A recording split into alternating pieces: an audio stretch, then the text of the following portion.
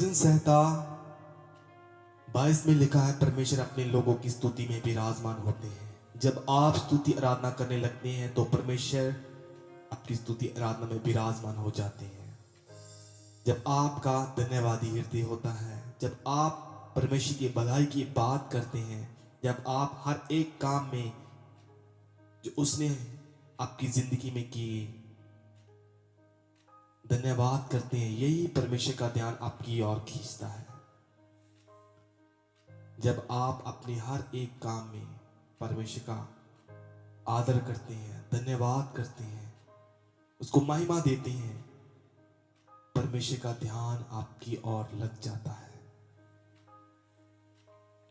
सुनिए, परमेश्वर के वचन में लिखा है, जब पौलुस और सीलास जेल में थे, आधी रात को वो स्तुति आराधना करने लगे और परमेश्वर का धन्यवाद करने लगे। अचानक परमेश्वर जेल में प्रकट हुए तो क्या हुआ? परमेश्वर स्तुति आराधना में वास करते हैं। वो बेड़ियों में थे, जेल के सबसे अंदरले हिस्से में, पर आधी रात को एक बहुत बड़ा भूचाल आया, जंजीरें टूटकर गिर गई, जेल के दरवाजे खुल गए, वो आजाद मनुष्य के रूप में बाहर आए। सोचिए उन्हीं जंजीरों ने सबसे शातिर कैदियों को जकड़ा था सालों तक। वो शक्तिशाली सबसे ताकतवर अपराधी थे। फिर भी जब दो साधारण से मनुष्य वहां पर आए जेल के अंदर और स्तुति आराधना गाने लगे तो वो जंजीरें उन्हें बांध ना रख सकी।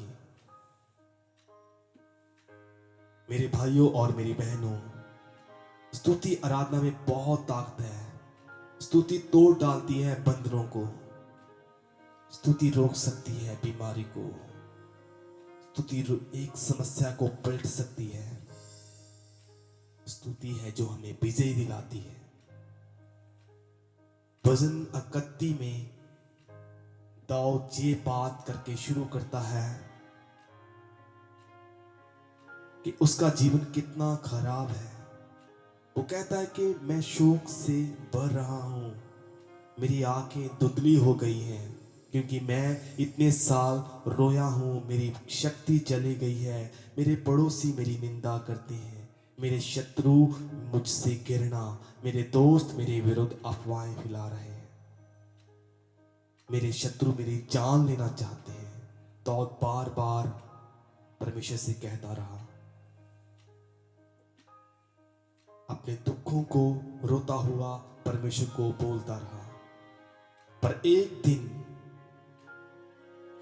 दिन दाऊद ने महसूस किया कि मैं गलत बातें ऊपर भेज रहा हूं। उसने महसूस किया कि परमेश्वर शिकायतों का जवाब नहीं देते। यदि आप बस ऊपर भेज रहे हैं, निराशा, हार, कड़वाहट, आत्मदया, वो ही आपके पास वापस आएगा। एक बहुत अच्छी कहावत है, शिकायत करो और वहीं रहो और स्तुति करो, आगे बढ़ो। देखिए, कुछ ही वचनों में दाऊद ने अपना पूरा सुर ही बदल दिया। वो जान गया कि ये उसे कहीं नहीं ले जा रहा। उसने कहा, हाँ, बहुत सी बातें मेरे विरुद्ध उठ रही हैं, पर प्रभु मैं जानता हूं आपकी भलाई महान है।